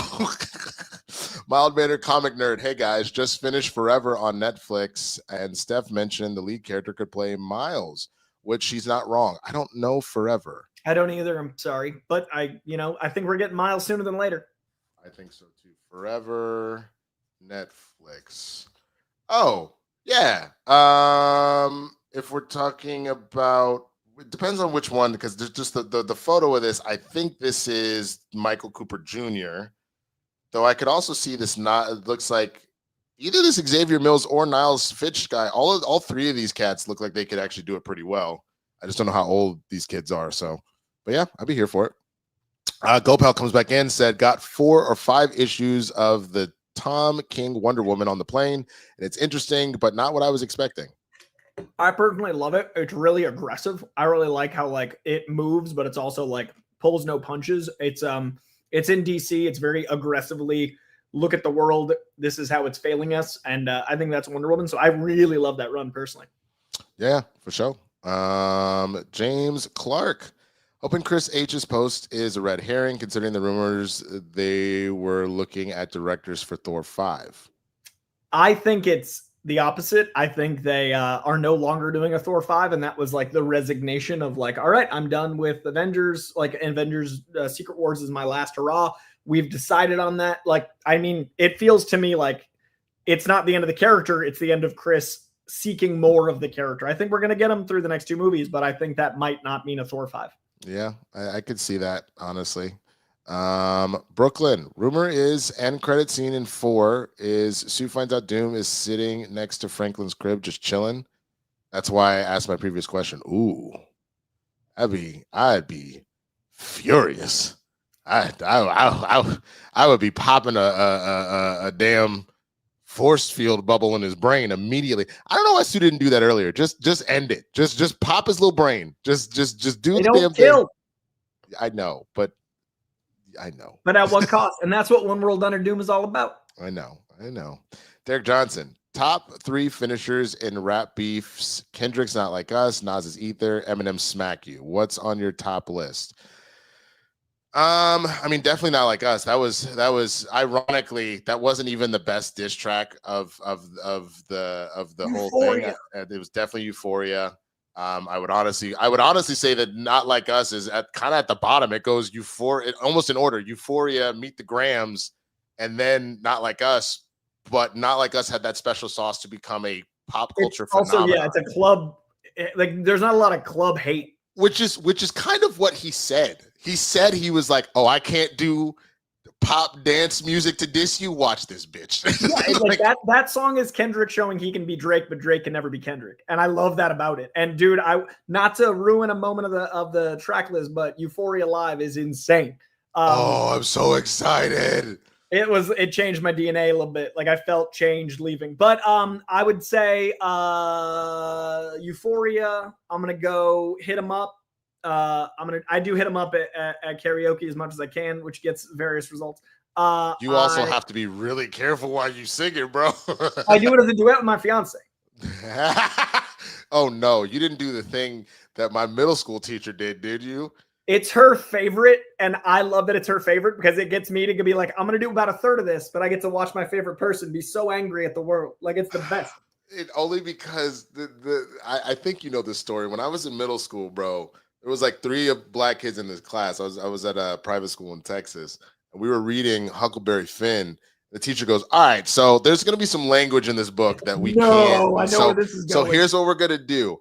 Every time the word comes up, I'm going to have one of the 3, I went to an all-boys school, I'm going to have one of the 3 gentlemen here say it for us. So it'd be like, Huckleberry Finn and they look at me and I'd be like, Jim, we're on the raft. And like, literally, that's how we would read the book. And we would just rotate and everybody would turn and stare at one of the black kids and we would have to say the N-word. I am so glad you asked, because no, that is not what I do. I give that whole verse. Like, we've established which rhythms we hit. I don't just go like Walmart version.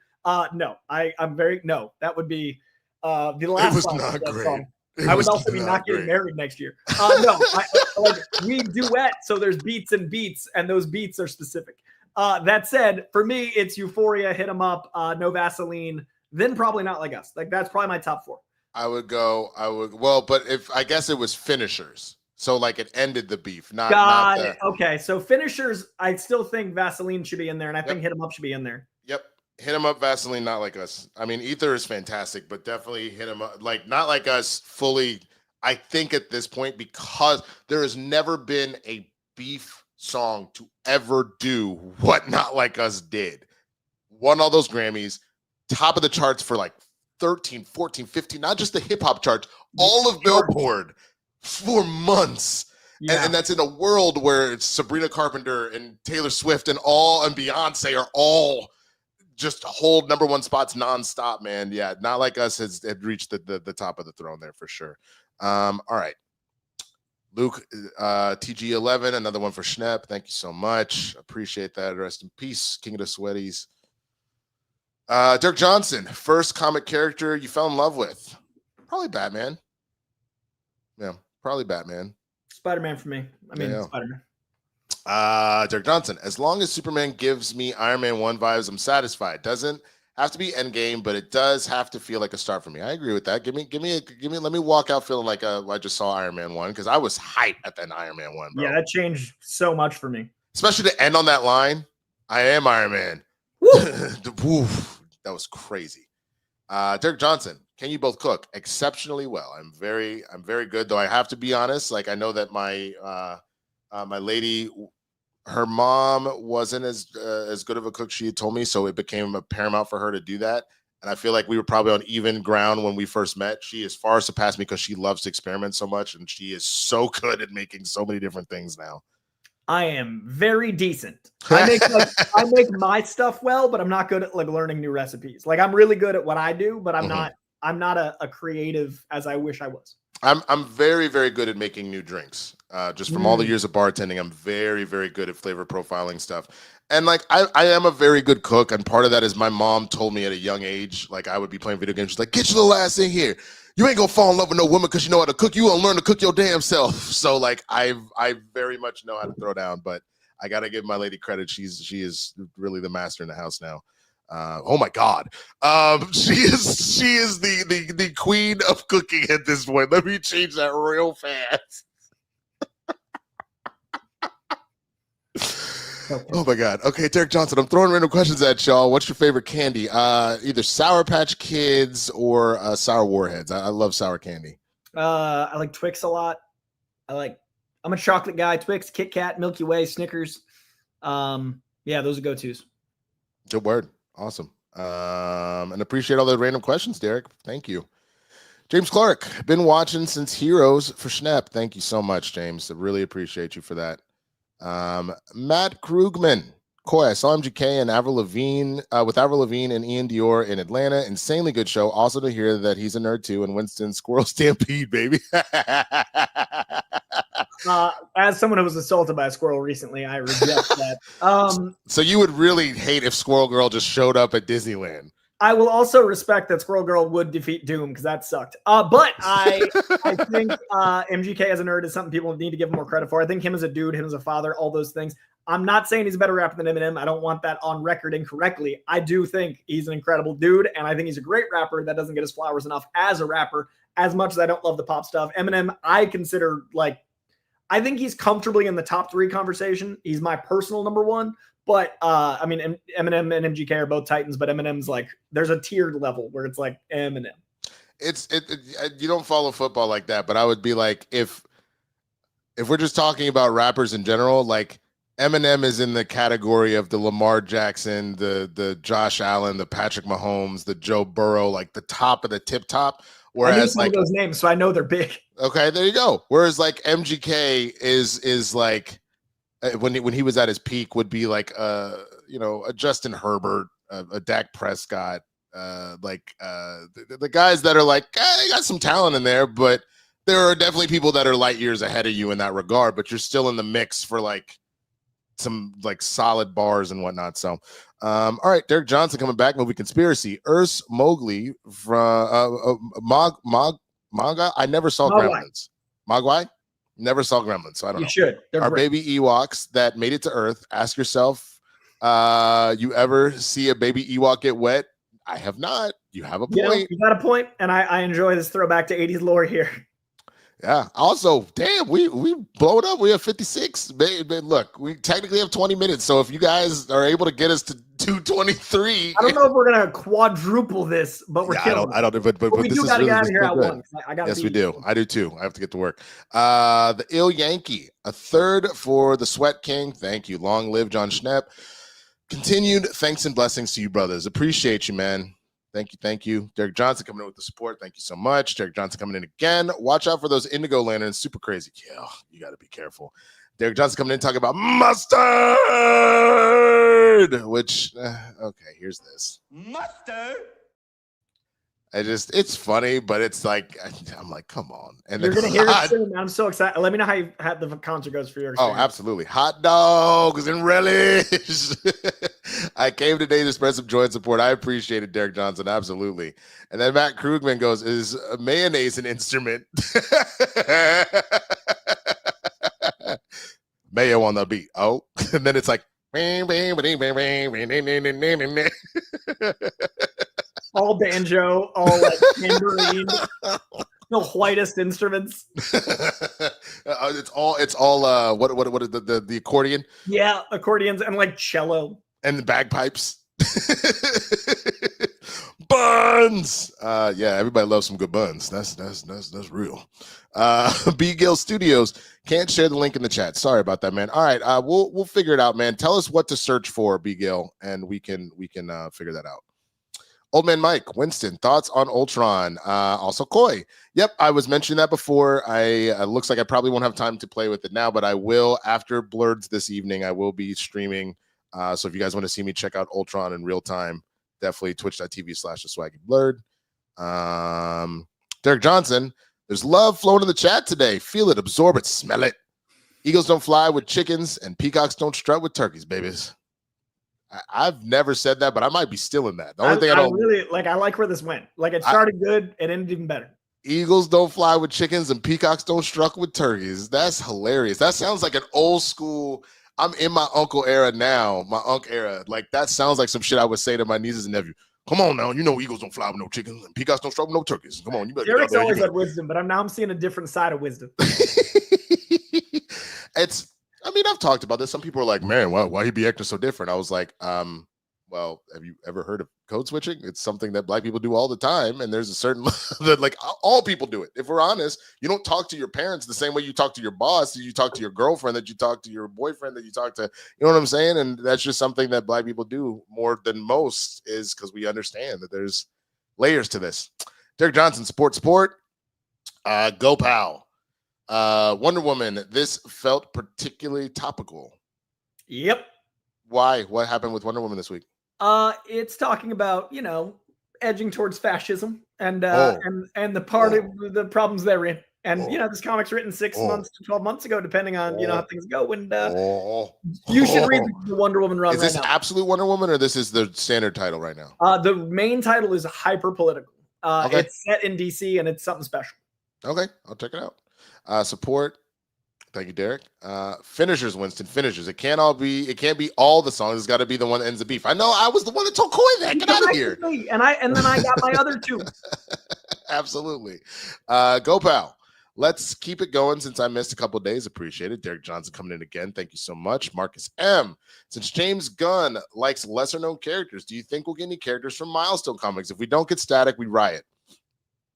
I think Static is so overdue. I think that'd be a good, if you start with Static, then, build that universe. I think that's totally possible. I don't know anything, but that's a great opportunity. And Icon and Rocket are interesting, but, I don't know about going with another Superman character right now. So I think, introduce Static and let's go with that.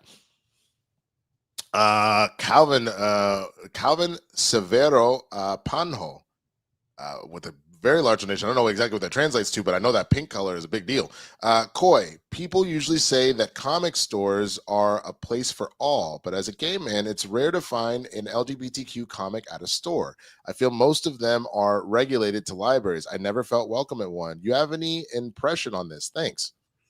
I've always lived in pretty liberal cities. So I've always found comics are, for my experience as a mostly straight white dude, a place for people that don't feel welcome at other places. So my experience has always been the comic shop I shop at, very welcoming, open. There's a lot of LGBTQ comics highlighted, and both the big two put out specials and have characters that are Superman's son and who was Superman for a while. There are issues in Pride Month that highlight those characters. So my experience, but again, I don't know how it feels to be looking for it and not finding it. I know how it feels to be a guy going, hey, that's great. I don't know. And I'm also in LA, Boston. I mean, Massachusetts is the first state to recognize gay marriage. So I moved to LA thinking that progress was further than it was. So I'm playing catch up with hate as we devolve. So I see the other, but I hate that you feel that way. I don't know what this money is, so it might be from a country that isn't where those places are. So it might be unique to your experience because of that, whatever that is, wherever that is. So I'm sorry you feel that way, but I, in my experience, have seen a lot of the other, especially in the big two, really focusing on. And then independent comics have a lot. I think it might be the South African symbol. Okay. The rand. I think it's the rand. Yeah. Okay. I mean, I was only in Cape Town for 2 weeks. I don't know South Africa comic stores. I only found like 3. They were awesome. But so I'm not sure, man. But I know there's a lot of comics that are coming out. I just don't know if they're making it to those comic stores. Yeah. No, absolutely. I am definitely sorry, Calvin, that you aren't always having the best experience there. But yeah, I mean, it's one of the reasons why, like I said, X-Men is one of my favorite runs ever, because anybody that's a part of any sort of minority group that has seen hate thrown their direction, they cover all of it, both with the metaphor of mutants, but then also individuals a part of those other groups also having to deal with stuff too. So my favorite moment in maybe the X-Men the animated series, the OG, is when the alternate timeline when Storm and Wolverine are dating and they're not worried about mutants because they traveled back in time. They're like, she's black. He's like, you are kidding me right now. And Storm was like, all right. Just throws a hurricane wind and throws a guy out of a bar. Calvin says Brazil. It's called Real. So money. Oh, okay. Ooh. Oh, headache. But Ow. South Africa also had the rand. So I copy. Didn't know. Copy. Go Pow. Do they still do the green bag sour Skittles? That's a great question. I'm not sure. I'm actually not sure. Derek Johnson, Koi was assaulted by a squirrel, was a big ball. That is not a squirrel, sir. He's a chipmunk, right? And I have done my best to appease that beast. We seem to get along just fine. Yeah. A Soul, Winston, if Koi was a Rivals player, which role would he play and which hero would he main? Kudos if you think of answers for the rest of the Kristian Harloff crew. Okay. Koi played, I think he would probably most likely be, I wanted to say a strategist, but he'd be a Vanguard, and I think he would probably end up playing a lot of Doctor Strange. Just knowing you and your energy, I feel like you would feel the urge to want to protect everybody, but also be on the front lines, and then also using Doctor Strange's powers, like throwing portals and throwing up shields and using, the Eye of Agamotto and all that stuff. I feel like you would really enjoy that. Cool. And if not that, I think, because you can be a little squirrely, though I know you hate squirrels, I think you actually would enjoy playing Rocket. Not maybe Squirrel Girl, but I think you would enjoy playing Rocket, who plays a support but has a Gatling gun and is running up walls. And like, I'm a huge Rocket fan. That sounds nice. So I think both of those would fit. Kristian would most definitely be the Thing. Just lugging around, that feels like him just punching everything as hard as possible. I can do more, but let's get to the rest of these questions. Derek Johnson, if you could grow your hair to any length or color, what is your dream hairstyle? I miss my dread fro a lot. I did that, and I always wanted to dye my hair like blonde it a little bit on top and whatnot. But my agent was like, you can't do that because you're going to limit me to a few things. So no, thank you. What about you? I had a mohawk. I loved it, but I'm getting old and I'm losing it. So I'm just appreciative of what I got. My unk status also could be bald status in the next 10 years. So I have it, I'm just grateful. The hair I got. I trim the top a little, but I only shade down the sides because both my dad and my brother did at some point. So I'm like, nah, I'm gonna keep this on top of my head as long as I can. I literally every phase of my life, I think of what my memoir would be called, and my current memoir title is "The Hair I Have Left." Oh my God. Andrew Carnes, who would make the villain of a World's Finest film? I feel like it's gotta be Luthor, and like maybe even a Luthor Joker, to be honest with you. But you could also do a Brainiac. I could see a world where maybe Swamp Thing is super pissed off because stuff has gone wrong and maybe goes a little rogue. Like there was a time with Poison Ivy and Swamp Thing kind of working together, and she kind of corrupting him a little bit, but they're really just trying to protect the Earth. So I could see that too. What do you think, man? I think Luthor Joker is like something we've all wanted. I feel like you also, if you're going to make something of that budget, it has to have that budget of villains.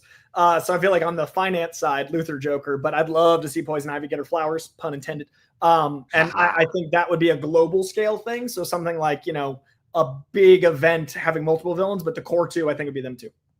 Yeah, that makes sense. And our last one, B. Gill Studios says, just check out B. Gill Studios. Will do, my brother.